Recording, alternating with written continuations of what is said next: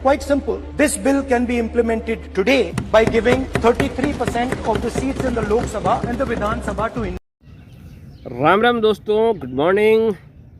स्वागत है आपका बीवी न्यूज़ पर। दोस्तों, लगता है कि हमारी जो सेंट्रल गवर्नमेंट है, भाजपा सरकार, अब मूड में नहीं है जाने के लिए कि अब तो भाई हम सरकार छोड़ के नहीं जाएंगे।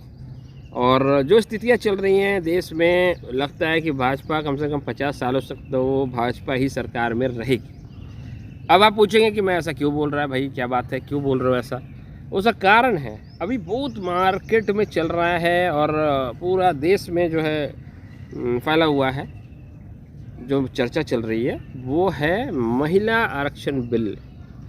तो आज मैं आपको बताऊंगा कि महिला आरक्षण बिल क्या है और उसके साथ साथ दो और विषय हैं जिन पे हम चर्चा करेंगे।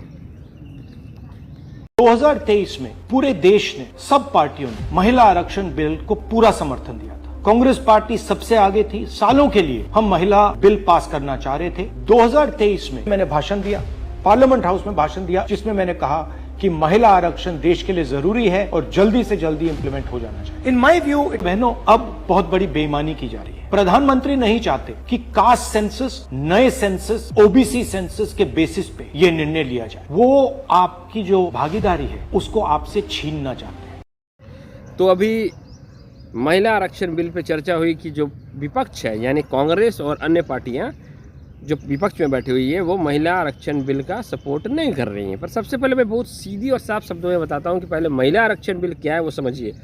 तो महिला आरक्षण बिल जो है वो 2023 में एक्चुअली वो बिल आ गया, सदन से पास हो गया, दोनों सदनों से मेजॉरिटी से पास हुआ। उसके बाद राष्ट्रपति ने साइन किया, उसके बाद नोटिफिकेशन भी हो गया। मतलब बिल को अब गजट में आना बाकी था। क्यों नहीं आया? क्योंकि भाजपा सरकार ने 23 में, भाजपा की सरकार थी, उन्होंने बोला कि नहीं, अभी सेंसस हो जाने के बाद इसको लागू करेंगे। अब बताइए सेंसस क्या है? तो मैं बताऊं कि सेंसस है जनगणना। जनगणना जो है वो सेंसस। तो महिला आरक्षण को जोड़ दिया गया सेंसस से कि सेंसस हो जाने के बाद इसको करेंगे। रिजर्वेशन चाहिए अर्जुन जी, आज ही ले आइए, हम लोग राजी है। अभी जो स्ट्रेंथ है उसमें 50% वुमेन रिजर्वेशन कर दीजिए, कर दीजिए। आज पूरा आप लोग ले आइए। रात 12 बजे तक हम लोग बैठे रहेंगे इधर।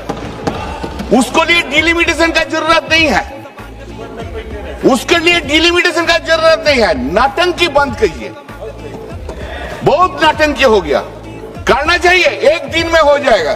544, 50% women reservation, we will all pass the bill today. हम लोग सब राजी है, कर दीजिए ना। हिम्मत नहीं है आपको, हिम्मत नहीं है। आप जानते हैं हम आंकड़ा बोलेंगे आपको, आप लोग कचरना नहीं चाहते। कल प्रधानमंत्री जी 8:30 बजे रात में आए और उन्होंने देश को संबोधित किया, इसी बात पे संबोधित किया, महिला आरक्षण बिल पे। तो भाई जब आपकी सरकार में ये पास हो गया, बिल बन गया, तो ये कब ये कल परसों में विपक्ष ने ये कर दिया कि नहीं, समर्थन नहीं कर रहे? बिल तो ऑलरेडी बन चुका था, बिल ऑलरेडी पास हो गया, बिल ऑलरेडी प्रेसिडेंट ने साइन कर दिया और बिल नोटिफाई हो गया। सेंसस करना आपको बाकी था। अब मैं दूसरा मैटर बताता हूँ, ये क्या है? डीलिमिटेशन, परिसीमन। बहुत लोग नहीं जानते हैं कि व्हाट इज़ डीलिमिटेशन या परिसीमन क्या है, तो मैं बता दूँ। डीलिमिटेशन होता है कि क्षेत्र को बढ़ाना, लिमिट्स को फिर से नोटिफाई करना, एरिया को नोटिफाई करना। तो ये क्या है कि डीलिमिटेशन में जैसे ये पॉपुलेशन पे होता है, ये पॉपुलेशन से जुड़ा हुआ है। मतलब आपको मैं क्लियरली बताता हूँ, मतलब कि पॉपुलेशन से कैसे है वो मैं समझा देता हूँ कि देखो, अगर जिस स्टेट का पॉपुलेशन ज़्यादा होगा उस स्टेट के जो नंबर ऑफ एमपीज़ है, सांसद है, वो बढ़ेंगे। मतलब कि अभी जो है 543 का पूरा रेशियो है, पूरा नंबर्स है, वो बढ़ के 850 होने का प्लान है। मतलब कि इट इज़ अमेंडमेंट इन संविधान, कॉन्स्टिट्यूशन में अमेंडमेंट है एक तरह से। 543 से 850 बन जाना है, सीट बढ़ जाएंगी। यानी कि जिसका पॉपुलेशन जिस स्टेट का ज़्यादा है उसकी सीटें बढ़ जाएंगी।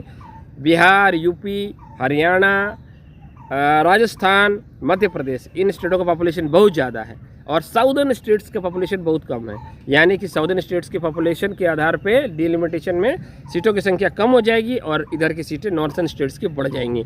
इसका मतलब है कि भाजपा का पूर्ण राज हो जाएगा, हर जगह पे राज होगा, क्योंकि अब तो इन राज्यों में पहले से भाजपा की सरकारें हैं, सीटें बढ़ जाएंगी भाजपा की। कोई भी बिल कल भविष्य में पास कराना होगा भाजपा को, 2/3 समर्थन चाहिए, वो समर्थन तो ऑलरेडी मिल जाएगी ना भाई। 850 में से तो मान के चलो 600 तो इनके लोग होंगे, बिना बात के बिना मैटर के ये समर्थन दे देंगे, बिल पास हो जाए। कोई भी बिल पास हो के राष्ट्रपति साइन करेंगे और ये एक्ट बन जाएगा, लॉ बन जाएगा। तो ईजी प्रोसेस था। जो हमारे जिसको चाणक्य बोलते हैं राजनीति के, ऐसे चाणक्य हैं जिनकी राजनीति सब समझ जाते हैं। अरे विपक्ष आपका राजनीति आसानी से समझ लिया, तो ऐसे चाणक्य में काय को चाणक्य हैं भाई आप, ठीक है। चाणक्य वो होते हैं जिनकी बात कुछ समझ ना पाए। अभी भारत में तो लगता है, मुझे लगता है जो पॉलिटिकल व्यू रखते हैं हर आदमी समझ गए कि क्या है। तो ये बताया मैंने डिलिमिटेशन, महिला आरक्षण बिल। महिला आरक्षण बिल का जो विरोध बिल्कुल भी नहीं हुआ है भारत में, विपक्ष बिल्कुल भी विरोध नहीं किया है, डिलिमिटेशन बिल का विरोध है, ठीक है। तो इसको समझने की ज़रूरत है। और अब आप लोग कमेंट करके बताइए, लड़ाई करने की ज़रूरत नहीं, डिबेट करके ज़रूरत नहीं है, डिबेट करने की भी ज़रूरत नहीं है। आप मुझे 10 बात बोलेंगे, गालियाँ देंगे, मुझे फ़र्क नहीं पड़ेगा। बात जो है वो सच्चाई है, वो यही है, ठीक है। उसके लिए कोई ज़रूरत नहीं है कि आप उस पर विवाद छेड़ें, पर हाँ, सही को सही कहना और गलत को गलत कहना ज़रूरी है। इसलिए मैं कहता हूँ कि कमेंट करना भी बहुत ज़रूरी है। अगर ज़िंदा हो तो बताओ कि मैं ज़िंदा हूँ, दिखना चाहिए। तो दोस्तों कमेंट करिए, सब्सक्राइब आप बहुत दिन से नहीं कर रहे हैं, हमारे चैनल को बढ़ाइए, हमें सपोर्ट कीजिए और सब्सक्राइब भी कीजिए। नमस्कार।